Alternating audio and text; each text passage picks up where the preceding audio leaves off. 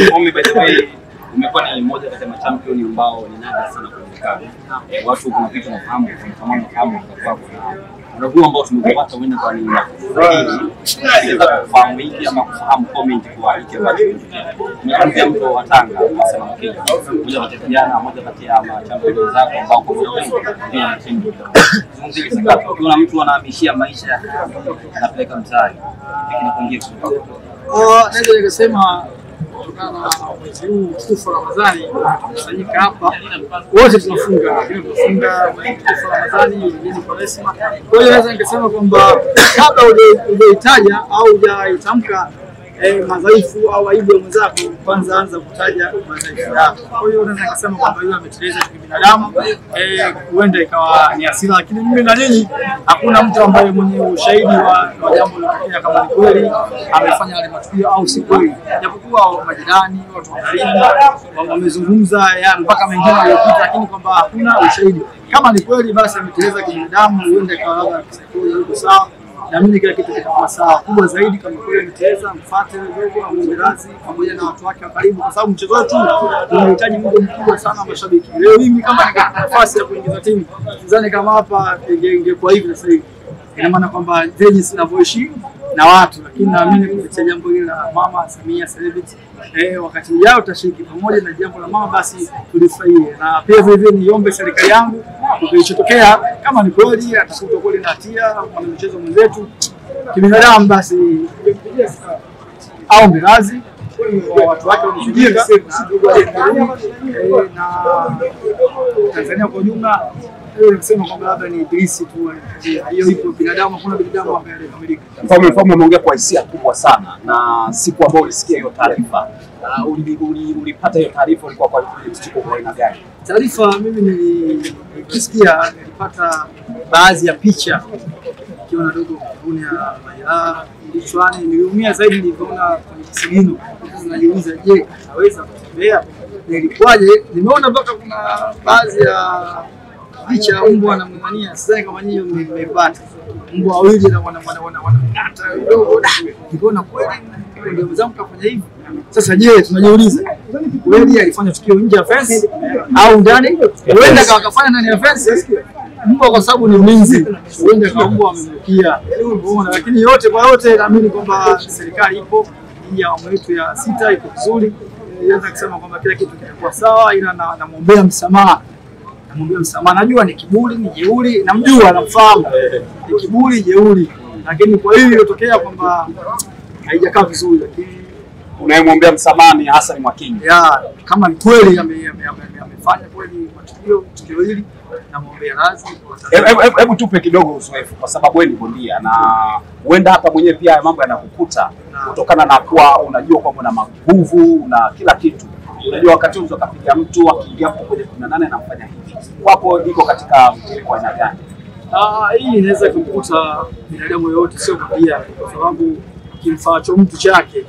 Anaweza kusema nazi 6, nazi 7, lakini hujui nazi kazimwagilia maji vipi, mche kaupata wapi. Kwa hiyo watu wanaweza kushikilia nazi tu kwa ajili ya nazi tu, labda nazi za ulisi na babu yake.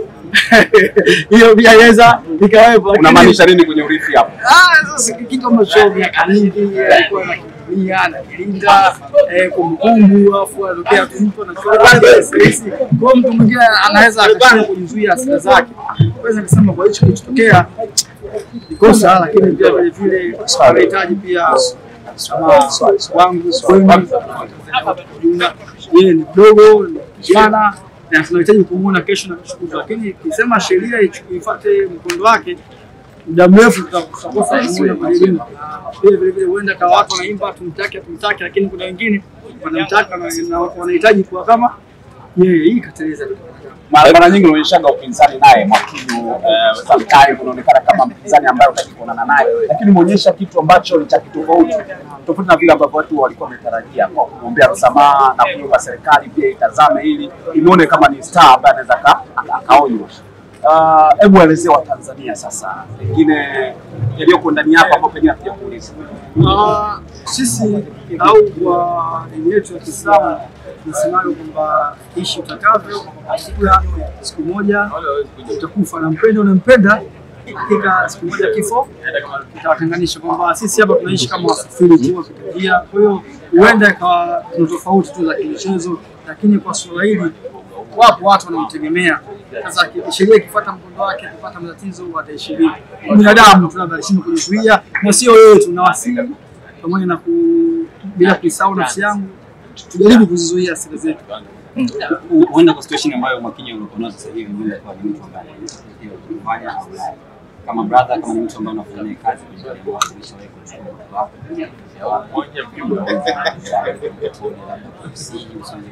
kwa siwezi kumtafuta wakati najua kabisa ile kiburi na nasahau. Mimi mmoja ilikuwa kidogo tupigane kamkavu kwenye mechi ya Tony Rashid na Oscar Richard. Yeye anampandisha Tony, mimi nampandisha Oscar. Sina muda mrefu kwa nimetoka kupata accident.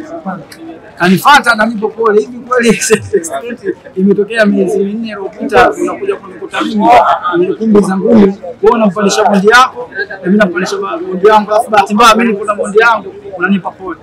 Kwa ni mtu ambaye kwamba yupo na salau na kibi huenda kawa kujeruka yake. Kwa hiyo mimi sikatai, lakini siwezi kumtafuta kwa msia hii kupitia media. Anakaa atasikiliza, ataona kweli Mfaume ni mtu katika watu na mjaribu kunipambania. Kwa sababu kwamba hii kisha basi au ndio msawa aishi na watu vizuri. Mfaume watu tatu natamani pia kufahamu bifu lenu na Mwakinyo umeanzia wapi? Maana yake inaonekana kama nimeibuka tu bila sababu za msingi.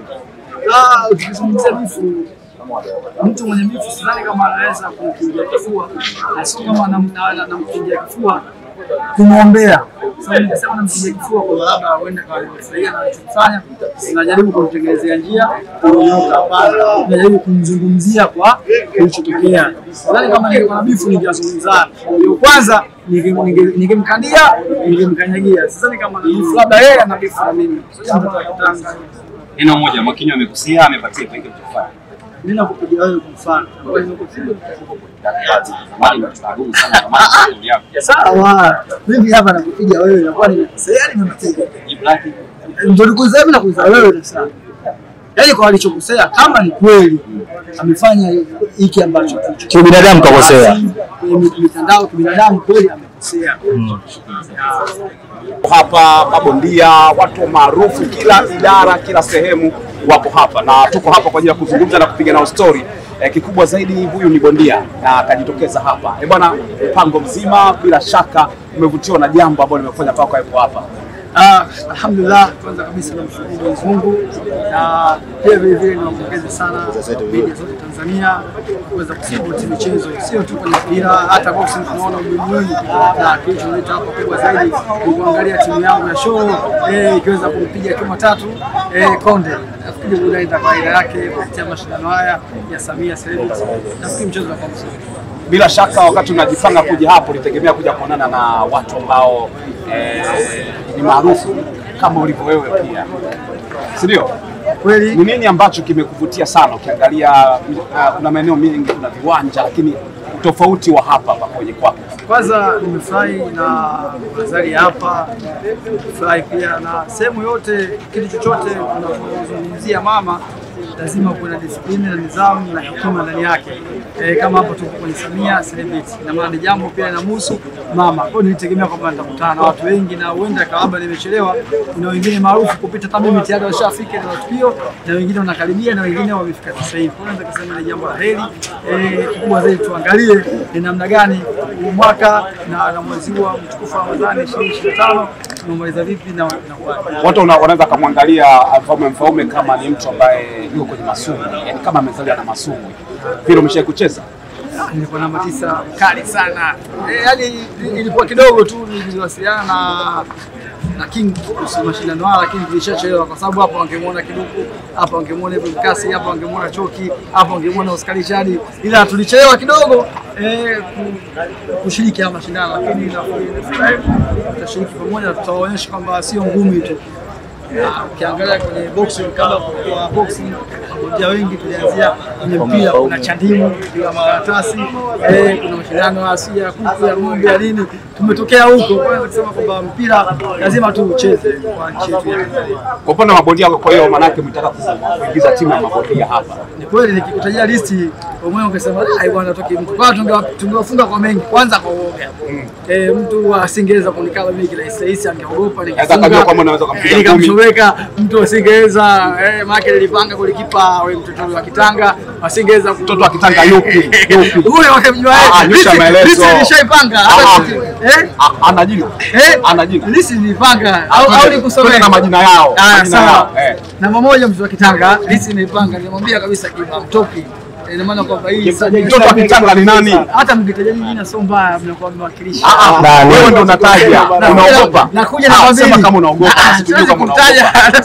Sasa mchezaji gani ambaye naye alafu usijue jina lake kamili? Haya, Hasani namba 2. Hasani nani? Kinyoko namba 2 tu Kiduku. Namba 3 nilimweka huko Ibrahim Kasi kwa sababu anatumia sana mguu kushoto. Bali midfielder pale katikati pale namweka mfupi. Afu anakupa na speed ya Oscar Richard. Namba 7 huko. Bwana hebu nipe kidogo nikutajie lisi. Samani kidogo. Niliandika kabisa. Acha bwana. Wewe Mwakinyo mwenyewe kwanza uliwasiliana naye? Hiyo si jambo la mama, jambo mama kuna kuwasiliana na mtu. Bila anaweza unahisi. Fundi. Unajua. Na wewe toa Kiduku mwenyewe? Wewe unakwambia hatari sana. Yaani wanao na wasahau. Kuja. Namba 1 Hasani, namba 2 toa Kiduku, namba 3 Domkasi, namba 4 mfupi Samani alikuwa Mafia, namba 5 Oscar Richard, namba 6 hapo katikati hapo Fazili Majia, namba 7 Idi Piawali, namba 8 Amili Matumba, namba 9 Saidi Bwanga, namba 10 Saidi Chino, winga kushoto Abdul Pengo. Sasa hiyo first 11 yani mpaka Pengo yule Pengo. Sasa wewe unafungaje?